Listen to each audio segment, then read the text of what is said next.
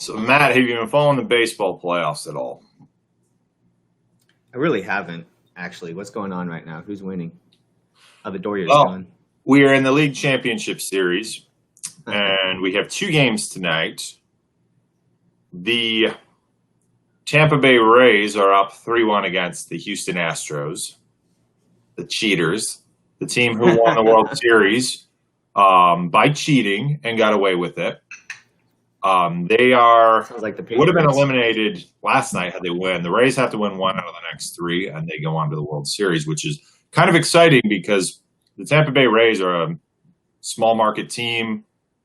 They're really good, but they have a bunch of people that you've never heard of, and they just have good ball players, and they have a whole team of them. The other game is the Braves versus Dodgers. Dodgers are supposed to be the best team in the league. Remember, they just traded for Mookie Betts, signed him Hmm. to a mega deal. Dodgers are the team that should have won the World Series had the Astros not been cheating. And if you go back and you look, you may recall Clayton Kershaw, the best left-handed pitcher of our generation, got absolutely rocked. And it was like they knew what pitch was coming. And guess what? It's because they knew. So they were beating a trash can, and depending on what the sequence was, you knew if it was off speed or a fastball. Well, that's a major advantage if you know that an off speed pitch is coming. So the fastball you have to gear up for. You can't react to that. But if it's off speed and you know it, you get a little bit of an extra time, and it's a world of a difference. So, folks, this is what happens when you bring a pro baseball player into a technology conversation.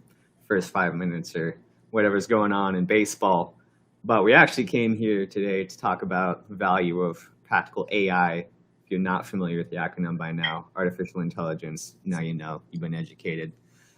And, really glad to have Mike here, done over $1 billion in digital transformation implementations $1 billion. over his career, IBM, Gartner, and now a company called Expert.ai, which is really interesting. So, Michael, you want to kick off a little bit about artificial intelligence? What's going on? What is it? What do you do?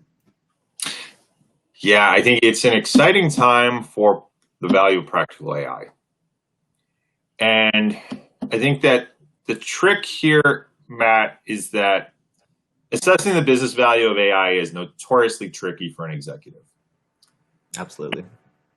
There's really a framework, and we're going to dig into that framework today. And what we're trying to do is help people make AI-related business decisions that leverage knowledge and experience in implementing AI applications so that you can succeed with what you're doing. Because practical AI does not mean I'm going to be the first person in the world to do something. It means that I'm probably going to leverage the best practices and primarily leverage the templates that other people have created in my industry to be able to do something meaningful for me, right? So that sounds like it's no longer about being first; it's about doing it right. Is that about the gist of it? Yeah, and let's be frank, American companies are more risk averse. We are the fast followers. We're not the company that's going to. We're typically not the companies that are going to wager millions of dollars hoping that something will work when it's never been proven. That's really not our style in big business. It's more about taking what's worked, making it our own, and scaling it. And I think that that's where extending general AI adoption in a very pragmatic way, I feel like that's where the market is now. That being said, there's going to be winners and losers, as we've talked about offline, right? And this pandemic, it's clear certain companies are going to leapfrog their competitors because of what they're doing, and then other companies are they seem satisfied with just status quo and hope the market doesn't move too fast on us. And that's okay. But at some point, every company in the world is going to be leveraging artificial intelligence. Yeah, I mean, it used to be what was the don't quote me on this, but something like 60 years on the Fortune 500 list, and now the average 10 years like 7. The turnover is immense. I mean, that's literally exponential turnover compared to what it used to be, and a huge driver of that is innovation, and not just innovation, but innovation through things like artificial intelligence. But one of the big questions that when I speak with not the engineering side and not the programming side, but more of the business side, they ask about, what is artificial intelligence? Or they don't even ask, they're just hoping they look it up online and figure it out, which is even worse. But how would you explain, what artificial intelligence is? It's just software, baby. Although the nuances can come into play, AI deployment decisions shouldn't differ from any other technology implementation decisions, right? Ones and zeros. Yeah, it's AI is just intuitive software that can do a little bit more. It has some logical reasoning built into it, but at the end, it's just a means to an end, and therefore, you calculate the ROI the same way you would for any other technology enablement initiative, and that coupled with sound expectations in terms of performance, you should be at the, that should be how you evaluate those types of decisions. So as an exec, I feel that being informed in terms of how to frame the evaluation correctly, Matt, is important, without being influenced by any of the hype. And we know that there's been a lot of hype, and that's led to a lot of incorrect assumptions, right? Yeah, I know there are some really big public failures out there, like multi-million-dollar publicly failed projects that are in the market. Not going to name names, but that was definitely the initial excitement of, yeah, let's throw a bunch of money into this stuff and see what happens. And I think, like you said, practical AI, I think that really goes back into being able to measure and predict actual outcomes instead of, hey, we're going to invest a certain amount of money and we're going to hope for the best. That was never a good strategy. And the fact that businesses were going through with that just shows that they were trying to be innovators, which is fantastic. And they were innovators. However, we're past that point now. We're past the tipping point, and it's real, it's practical, it's being implemented, it's being used throughout virtually every industry in the United States and definitely through Europe. And now it's tangible. We can measure it. And once you can measure it, you can predict what you're going to get out of this. And Yep. I know one of the things that's often looked at is what's the first year cost and payout. But this is something that it's let's use something that everyone understands, Microsoft Office. You don't buy Microsoft Office for year one. You're buying it for the 5 to 10 years that you're going to be using it and receiving those benefits. And I think that's one of the things that's kind of, people look at it, businesses look at it as an initial year one or maybe year two possible project. But if they compare their options over 3 to 5 years, lowering costs of technology, increased efficiencies and returns from artificial intelligence, I think a longer term look is really very important. And one of those aspects that I've come across is the different types of AI, like machine learning and open source, and how does this all play within practical AI? What do you think about that? Yeah, I think let's debunk some of those myths. Machine learning. I hate to break to everybody, but the machines don't code the programs themselves, right? Not Skynet. And millions, if not billions, of samples, and you're trying to teach it to spot the patterns and go, right? That all requires the manual development time. Last year was a really bad year for machine learning projects. I read that something along the lines of, I forget, Matt, was it 92 or 98% of machine learning projects last year failed? And it's because they didn't have the right 90s. Yeah, insane. You didn't have the right data, or you didn't have data, right? For a lot of companies, they're trying to use machine learning for something that happens less than 10,000 times a year. Guess what? You need 20 years worth of data to be able to make that work, because 10,000 sounds like a lot. It's not. And then the other thing is, something changes, you got to retrain the whole model. So yeah, it can be really beneficial, right? I work in insurance. So as an example, machine learning is a great technique to be able to train a system. That way somebody takes a photo of the damage on their car, and then it can identify it. And yeah, this is a car and that's a fender and it's damaged, right? Trying to do machine learning for natural language understanding, which is actually where I specialize.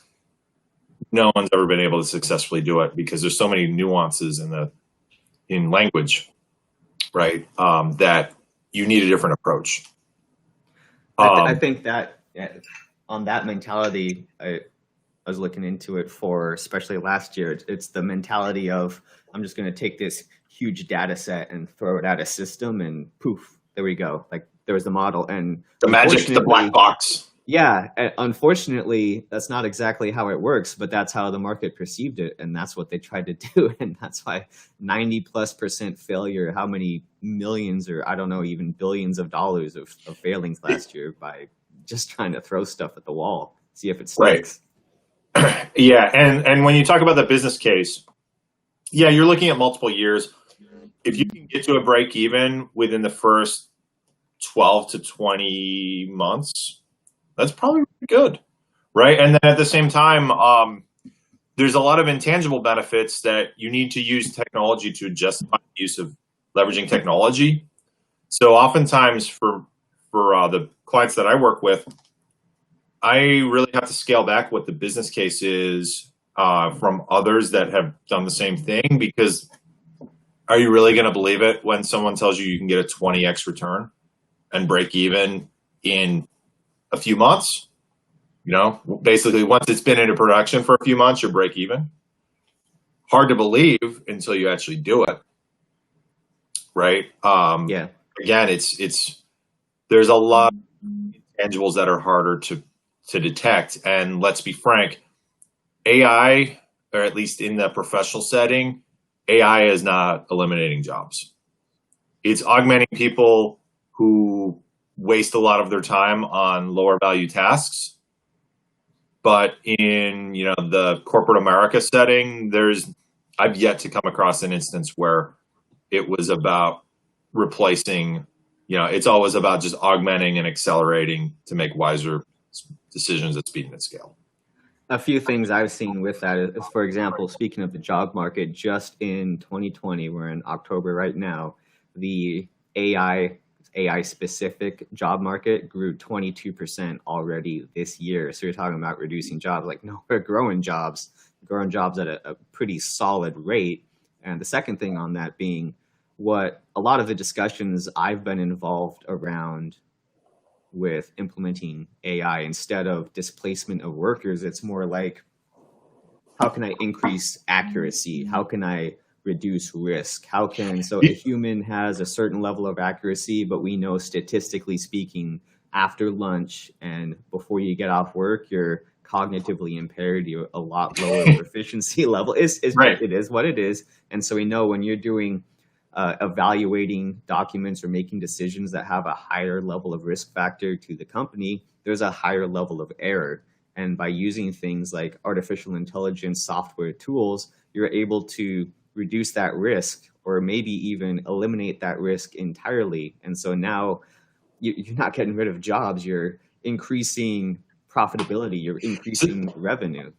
So Matt, talk a little bit about the real cost of implementing AI. Right, because there's various scenarios, and I think there's a lot of misinformation out there, or people don't know the best practices. Yeah, absolutely. So I think there's a few different things to consider. One being there's an upfront cost. There's an upfront cost to everything that you're doing.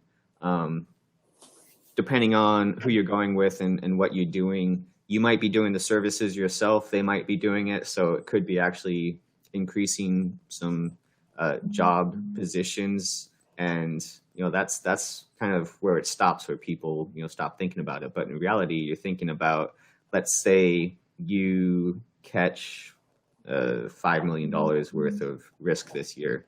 You prevented a $5 million loss. If you spent $500,000 on your solution and you saved 5 million, that's a pretty significant net positive, and that's year one.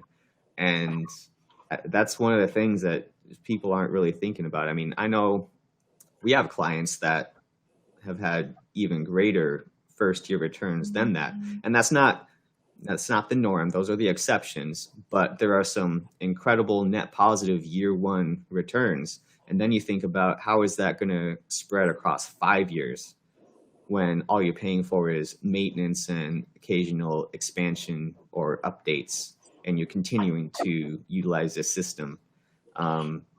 Before, I think we're heading up across the hour here pretty quick, but before we close, was there anything else you wanted to add on that specific aspect? Yeah, Matt, you raise really good points. And I think that one of the other things that people misread is that they look at the minimum level of performance, and they don't even know what people perform in terms of accuracy. But yet they're expecting, in order to use AI, I've got to get to 90% plus accuracy. Well, why? Who's at 90+%? Because it's not people. People are at 80%. So we say that if you're augmenting tasks, and especially augmenting, not automating, augmenting. If you're helping someone and you're able to free up hours of their time and you have 80% plus accuracy, guess what? You're at the same level of people, only way faster and, speed and scale. One thing to add on that is I just had a talk with the business last month, and they said, we've got this process and we want to automate it. What's going to cost and what's our return going to be? And I said, well, that's a great few questions. First question for me would be, what's your exact process? And they didn't even have that mapped out. Yeah, we don't know the exact process. It's going to take us a few months to figure that out. Which requires some due diligence, and that's definitely a prohibitor. It's just an investment that has to be made, because if you want to automate a process, but you don't know exactly what your process is, well, what are you going to automate? Good luck. How are you going to get the value, right? Because you don't want to over-engineer a solution either. And you can do that if you don't focus on the areas that actually make the big difference. So as an example, I've got a client right now where we're looking to automate some QA processing for document comparison, document review type things for contracts. There's an insurance policy type use case. And they're looking at it like, okay, well, it took us some time, but we dug into what our processes are. And this one task is 30 to 40% of the time that people take. Hey, that one task is the one that we should probably automate. Yeah. Augment, right? It's a comparison. Okay, that's pretty easy. Take some development time. But yeah, so I think that rejecting AI investment opportunities because the system doesn't achieve 90% plus accuracy when you have no metrics in place to measure how the accuracy of people doing the same job is, that's a mistake. The other thing is it will get better. So 80% plus, and I haven't done the user administered testing, I haven't done the fine tuning and the business logic that you put into it, you're in great standing to be able to implement that. If 80% is your floor starting out, that's darn good. Wow. You can put that into production, save hundreds of thousands of hours of time, and have your subject matter experts spend more time on higher value tasks that add more business value, right? 100% with you on that. And I think we're up at the top of the hour. There's definitely a lot more for us to talk about, so we got to do this again. Before we break, where do people find you? What's the best way to reach out to you? So at Michael Watt MBA on Twitter, LinkedIn, Michael Watt MBA. We'd definitely love to have a dialogue and talk a little bit about some of these best practices. I think we could talk a lot, so let's definitely do this again, Matt. Sounds great. Thanks for coming on. Have yourself a great day. Thanks for having me. You bet. Bye.